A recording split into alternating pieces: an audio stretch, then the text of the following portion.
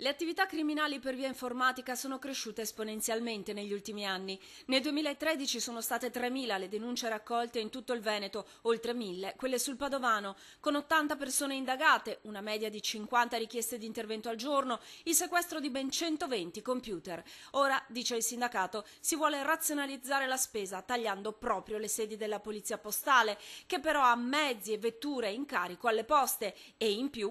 Io dico sempre, in un momento di grande sicurezza, di emergenza come questo, cioè si va a togliere di presidi di polizia funzionanti, perché noi funzioniamo. Alla caccia dei pedofili più pericolosi al mondo, sulle tracce di siti la cui attività è oggetto di feroce polemica, come Ask FM, accusato da genitori disperati che hanno visto i figli suicidarsi, e poi all'inseguimento di molestatori che si insinuano tra i profili di social network ritenuti normalmente innocui, per non parlare di chi clona dati sensibili e si impossessa di conti correnti o altri documenti finanziari. La polizia postale ha acquisito negli anni una specializzazione che diventa sempre più drammaticamente attuale in tutte le famiglie. Eppure, anche su questo corpo altamente professionalizzato si sta per abbattere la mannaia dei tagli della spending review.